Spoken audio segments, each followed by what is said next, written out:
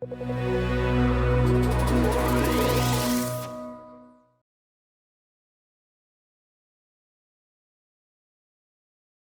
다음에 계약서가 왜 중요한가요? 계약서는 구속입니다. 구속. 여러분들이 계약서에 들어가는 순간 빼박이에요. 빼도 박도 못하는 거죠. 왜? 아니 계약을 체결했으면 그 의무를 다 해야 되거든요. 의무를 안 하면 뭐죠? 계약이 예를 들면 채무 불이행이 돼서 채무 불이행은 뭐죠? 계약 해제도 당하고 손해배상도 당하고 다 당하는 거죠. 그러면 이제 방법은 있죠. 가서 막 무릎 꿇고 울면서 빌면 어떻게 좀 해줄 수 있지 않겠어요? 왜냐면 그것도 이제 하나의 설득 방법이니까.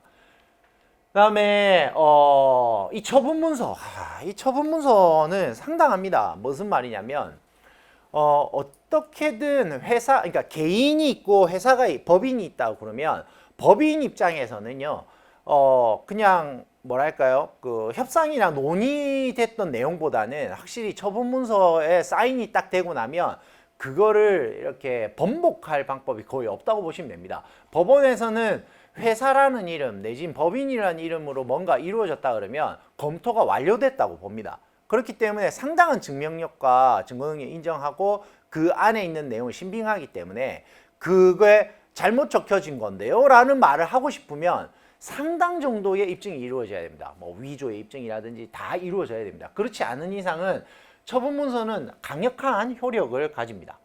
그래서 지금 하고 있는 소송도 상당한 처분문서를 가지고 하고 있는 소송인데 상당한 정도의 처분문서의 어떤 이제 거기서부터 시작되는 거죠. 아, 이거는 믿을 수 있는 거야. 그러면 다른 건 뭐야?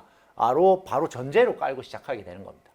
자, 그래서 인증하고 서증이 있는데요. 여러분들 그 형사하고 민사는 상당히 다릅니다. 아무튼 그게 뭐냐면 형사사건의 인증은 상당한 무게가 실립니다. 왜?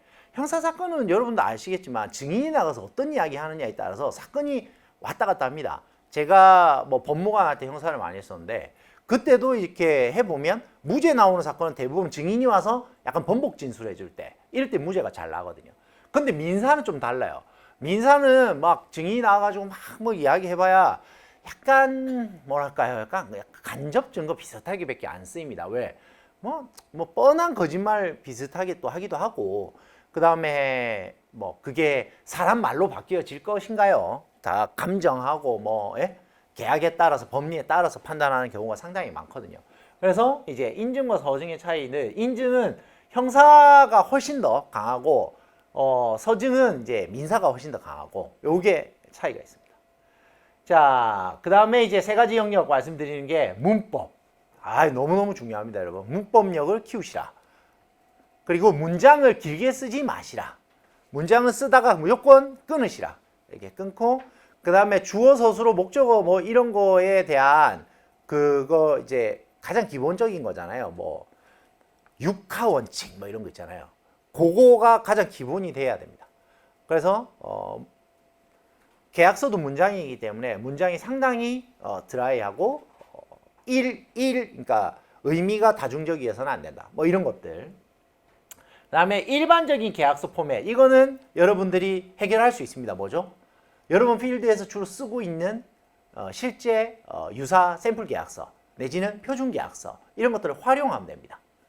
세 번째가 아까 말했던 것처럼 저작권 계약하는데 여러분 저작권 법이 뭔지 모르고 어떻게 저작권 계약을 하겠어요?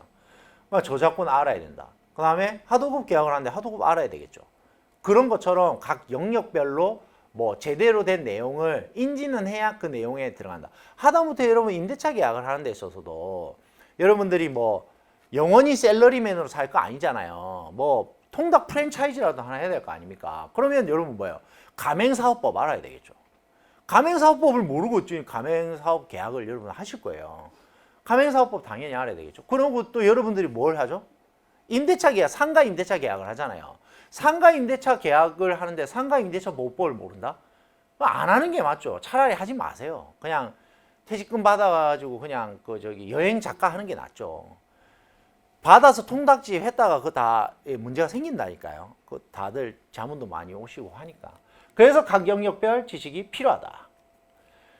자, 그럼 표준 계약서를 좀 활용해 보자라는 건데요. 여러분들 이제 제가 나눠드린 이 책, 이게 강의 안에 맨 뒤에 보시면 표준 계약서 한 3종 정도를 제가 넣었습니다. 오늘 또 우리 대한상사중재원에서 또 친히 한 분이 오신다 그래가지고 상사중재원 샘플 양식을 저희가 넣었습니다. 상사중재원 사이트라든지 아니면 공정거래위원회 사이트에 가면 표준 계약서가 상당히 많이 업로드 되어 있고요. 활용하시기가 좋습니다. 거기에 보면 이제 분쟁의 해결은 어떻게 알아? 상사중재원에서 알아. 이렇게 적혀져 있죠. 예. 그래서 보시면은 이제 비밀 유지 협약서 이런 거 상당히 중요합니다. 왜냐하면 본 계약 들어가기 전에 여러분들이 제일 먼저 할 게 NDA 계약 제일 먼저 하게 되거든요. NDA라고 하면 제가 최근에 AI 회사 하나에 그 이제 투자를 하나 받아주는 역할을 이제 진행을 하고 있단 말이죠. 그럼 AI 회사 입장에서는 투자 논의를 할 때 저한테 몇 가지는 알려주죠. 뭐 나는 이런 정도로 해서 어느 정도 사이즈의 돈을 어떻게 받고 그다음 나는 회사는 대충 이런 구조야. 뭐 이런 정도는 이야기하겠지만 그러면 둘이서 한번 어느 정도 밸류로 해서 밸류가 문제거든요. 근데 뻥튀기를 할 거 아니에요. 회사 입장에서는 투자를 많이 받으려면 주당 가치가 한 10,000원이야 라고 이야기하지만 찾아보면 10,000원이 아니라 뭐 5,000원, 6,000원일 수도 있는 거고, 그죠? 그래서 밸류 뻥튀기를 하기 때문에 그러면 그 밸류가 적정한지 안 한지는 결국 뭘로 알죠? 그 회사의 재무자료를 좀 받아봐야 투자자가 너네 회사 뻥튀기 한 거 아니야? 뭐 이거 볼 거 아니에요. 그럴 때 그 뭐 투자회사가 그것만 보고 덜렁 어디 가서 야, 저 회사 저거 완전 깡통이야. 그러고 다니면 안 될 거 아니에요. 그럼 어떻게 하죠? NDA 계약을 체결해서 어디 가서 비밀로 하고 발설하지 못하게끔 해놔야 그리고 그 회사에 뭐 조금 뭐랄까 극비사항 이런 것도 좀 유지가 될 거 아니에요. 그렇기 때문에 어떻게 보면 제일 먼저 체결하는 게 NDA예요. 그래서 비밀 유지 계약 먼저 체결하고 그 다음에 우리가 투자 계약 할까 말까 한번 논의해 볼까? 이 이야기를 시작하게 되거든요. 그래서 비밀 유지 협약서를 제가 제일 먼저 한번 가져와 봤고 표준 선수 계약서. 변호사님 생뚱맞게 웬 또 선수입니까? 이게 엔터테인먼트 쪽인데요. 저도 이제 스포츠 에이전시 한번 해보려고 그 이제 미국의 그 메이저리그 스카우트 한 명을 저희 사무실에 데려다 놨다는 거죠. 나는 솔로에다 나온 그 친구를, 잘생긴 친구를. 그래서 이 친구랑 에이전시 한번 해보려고. 왜냐하면 그 제가 엔터테인먼트 기획사 뭐 이런 계약서 많이 검토해 보면 이제 스포츠 에이전시는 약간 스타일이 좀 다르긴 한데 그래서 상당히 이렇게 검토의 필요성이 있다? 뭐랄까 독소 조항이 많다? 그런 것들이 좀 있습니다. 그 다음에 물품 매매 계약서. 이게 그냥 우리가 생각하는 매매 계약서의 전형이잖아요. 그래서 한번 가져와 봤고요. 그래서 시간이 되면은 이 표준 계약서들도 한번 보시면서 근데 이 표준 계약서는 죄송하지만 진짜 표준 계약서예요. 여러분 보시면서 느끼는 건 뼈다귀밖에 없네? 이런 생각이 드실 거예요. 왜? 여러분 필드는 필드만의 고유한 영역이 있기 때문에 상당 정도 보강이 돼야 됩니다. 여러분 필드에 있는 내용들이요. 그래서 이렇게 표준 계약서 활용을 좀 하시면 좋겠다. 그래서 보면은 뭐 건설 공사 이거 제일 많죠. 왜냐하면 하도급하고 이런 게 들어가기 때문에 그 공정거래위원회에서 나오는 계약서는 하도급법을 반영한 계약서가 들어가 있어요. 그러니까 그러면 잘 생각해 보세요. 여러분들이 만약에 표준 계약서를 활용한다. 근데 하도급 계약이다. 그러면 여러분들이 원청일 때가 그 표준 계약서에 유리할까요? 하청일 때가 유리할까요?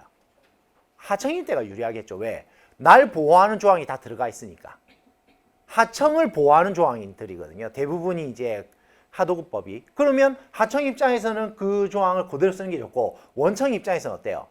하도급법을 위반하면 안 되니까 거기에서 어떻게든 요거를 살짝 비껴나갈 수 있는 방법에 대해서 계속적으로 고려하면서 수정해서 쓰겠죠. 그런 거예요. 입장 차이가 그런 겁니다. 그래서 이제 그런 거 많이 보게 되고 그다음에 광고, 엔터테인먼트, 노동계약, 용역계약, 뭐 표준계약서 많이 있고요. 용역계약 중에서 변호사 용역계약이 제일 허술한 것 같기도 하고요. 자, 그 다음에 뭐 작가 뭐 이런 게 계약인데 저도 뭐 제가 이거 작가잖아요. 저 사실 N 잡러거든요. N 잡러. 안 웃기나요? N 잡러? 죄송해요. MZ 세대들이나 익숙한 단어지. 저희들은 되게 재밌는 단어죠. N 잡러 뭔가 욕 같기도 하고 막 그러잖아요. 잡놈 막 들리고. 그래서 이 계약서 책을 써도 저희는 출판사하고 계약을 하고 인지 때 계약을 한단 말이에요. 그러면 그 계약에 따라서 어때요? 이게 팔리면 인지세가 들어오잖아요. 이제 그런 것처럼 작가 계약이 있는데 어떤 이제 작가는 상당히 힘이 세고 이러면 작품이 이렇게 나와도 두 가지가 있어요. 그러니까 저작권을 제가 갖고 있는 계약이 있고 저작권을 출판사에 넘기는 계약이 있어요.